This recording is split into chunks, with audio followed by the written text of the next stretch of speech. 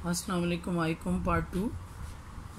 आज हम अपने लेक्चर नंबर 48 को स्टार्ट करते हैं from question number 10 of consignment. ये क्वेश्चन नंबर 10 जो है मैंने इसका डाटा लिख लिया हुआ है और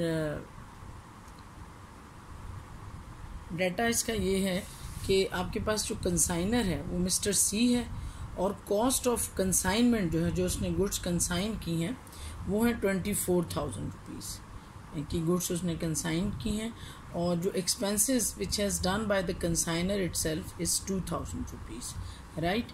एंड जो कंसाइनी है वो मिस्टर डी है और उसको जो कमीशन मिलेगा वो 5% है कमीशन उसका, और सेल उसने की है, ये जो 24,000 गुड्स उसने सेंड की थी वो 23/4 ऑफ द गुड कंसाइंड, यानी 24,000 का 3/4 उसने जो सेल किया है वो 24,000 में सेल किया है, और जो एक्सपेंसेस ऑफ द कंसाइनी है वो 1200 है। ठीक है, ये हमारा डाटा है सारा, और रिक्वायर्ड इसमें ये है कि कंसाइनमेंट अकाउंट आपको बनाना है, एक good send on consignment account बनाना है, और एक mister D's account in the book of mister C बनाना है। ठीक है, ये हमारी जो है टोटल क्वेश्चन है, ये हमारा जिसका डाटा मैंने आपको बता दिया। अब हम इसको सोल्यूशन करते हैं। ये आपको नज़र आ रहा है यहाँ सामने कि ये मिस्टर सी का ये अकाउंट आप देखें,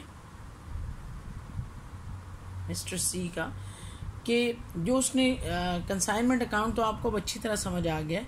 हमने यहाँ इसी तरह लिखा consignment to Sargodha, mister C account है ये, और रेफरेंस इसमें हमने दिया हुआ है कि गुड्स एंड ऑन कंसाइनमेंट जो है वो 24,000 है, जो आपने भी देखा डाटा में दी हुई थी उसने।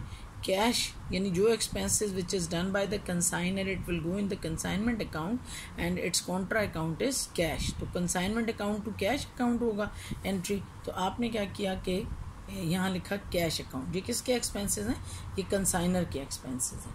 उसके बाद फिर मिस्टर डी अकाउंट, जो एक्सपेंसेस मिस्टर डी के थे वो 1200 रुपये 1200 थे, तो mister D account that is 1200।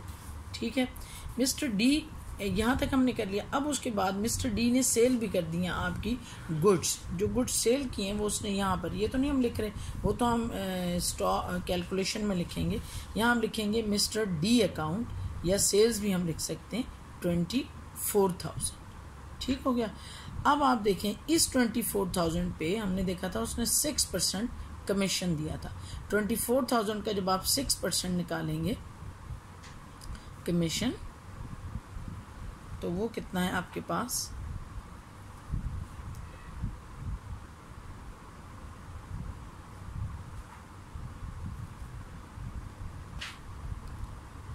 तो जो कमीशन हमने देना है मिस्टर डी को, वो कमीशन है हमारे पास, किसके ऊपर हम कमीशन देते हैं, तो उसने सेल किया 24,000।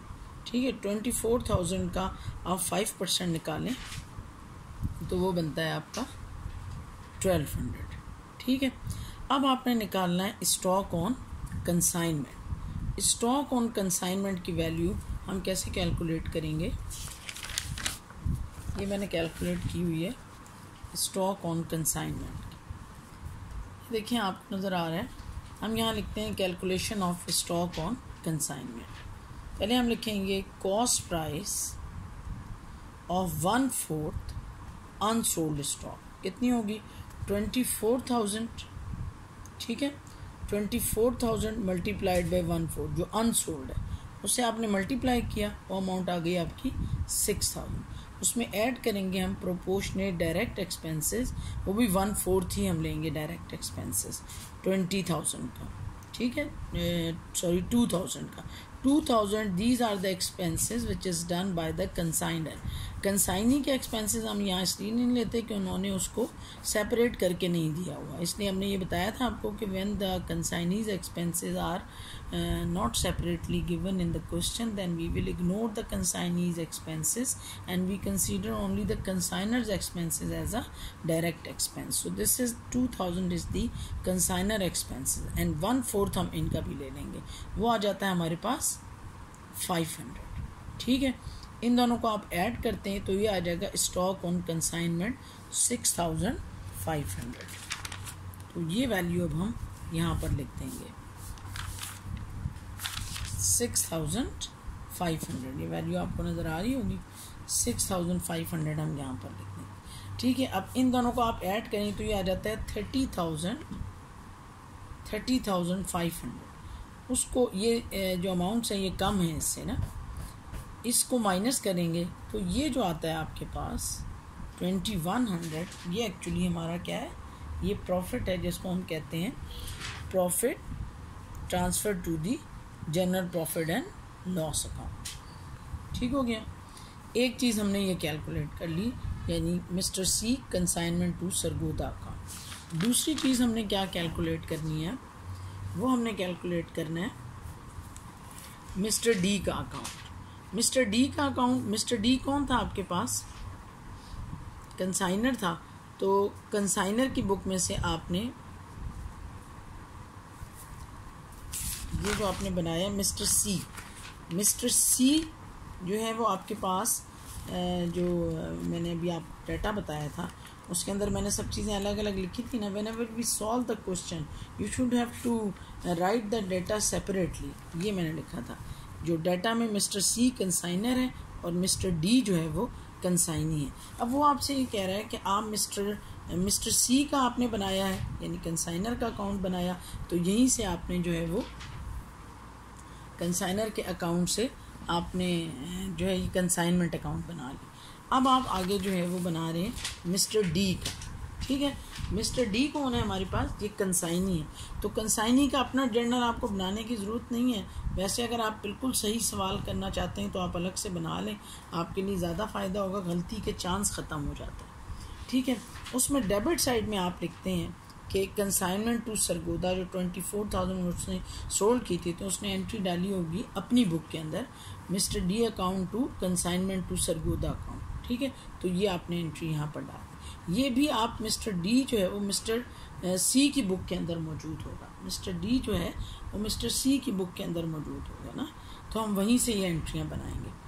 उसके बाद 2005 में ये एक एंट्री, उसके बाद 2005 में आप देखते हैं कि 2005 में मार्च 31 को कंसाइनमेंट अकाउंट हमारा कितना है, वो है 1200। ठीक, उसके बाद कंसाइनमेंट एक 1200 हमारे पास ये था, एक ये 1200 था जो हमारे पास था मिस्टर एक्स एक्सपेंसेस थे, और एक 1200 कौन से थे, जो कमीशन था, हमने जो कमीशन दिया था वही यहाँ पर ये एक्स मिस्टर डी के एक्सपेंसेस हैं और ये मिस्टर डी का कमीशन है। तो हम मिस्टर डी के अकाउंट बना रहे हैं, तो ये हमने यहाँ पर लिखा कि कंसाइनमेंट अकाउंट 1200, एक ये हमने अमाउंट लिखी, और एक हमने लिखा कंसाइनमेंट अकाउंट, एक कमीशन है वो 1200। ठीक है, अब इनको आपने ऐड किया, इसमें से माइनस किया, तो ये जो अमाउंट है ये है आपका बैलेंसिंग फिगर जो आपने भेजना है कंसाइनर को, यानी कंसाइनी ने कंसाइनर को भेजना। उसके बाद अगला आप बनाते हैं goods and on consignment. Goods and on consignment में आपकी जो पहली एंट्री होती है वो क्या होती है, consignment account debit to goods and on consignment account credit. यहाँ उसको क्लोज करना होता है। Goods and on consignment credit में होती है, तो आप goods and on consignment account को आप यहाँ पर क्लोज करते हैं, तो आप यहाँ लिखते हैं कंसाइनमेंट अकाउंट क्रेडिट में डालते हैं आप। ठीक है, गुड्स एंड ऑन कंसाइनमेंट को आप क्रेडिट में डालेंगे क्योंकि वहाँ वो क्रेडिट में होती है। और ये ज़ाहिर इसका बैलेंसिंग फिगर क्या होता है, ट्रेडिंग अकाउंट। इसको हम ट्रेडिंग, हर सवाल के अंदर गुड्स एंड ऑन कंसाइनमेंट की जो लेजर है वो इस तरह ही बनता है। ठीक है, उस तरह ही हमारा एक क्वेश्चन जो है वो कंप्लीट हो गया। अब हम ये क्वेश्चन नंबर 11 का मैंने डाटा लिखा हुआ है, तो ये मैं आपको बताती हूँ यहाँ पर कि एक कंसाइनर और कंसाइनी। कंसाइनर जो है वो है अहमद ऑफ लाहौर, और जो कंसाइनी है वो बाबर टू मुल्तान है। ठीक है, उसके बाद जो गुड्स एंड ऑन कंसाइनमेंट है उनकी कॉस्ट है 1,44,000, और एक्सपेंसेस जो हैं वो जो कंसाइनी ने किए हैं वो 75,000 है कि 100 है। कंसाइनी ने 7500 है, ठीक है, ये 1000 गलती से हमने लिख दिया है, 7500 है उसने जो एक्सपेंसेस। उसके बाद जो बाबर है, जो कंसाइनी है, वो है बाबर टू मुल्तान।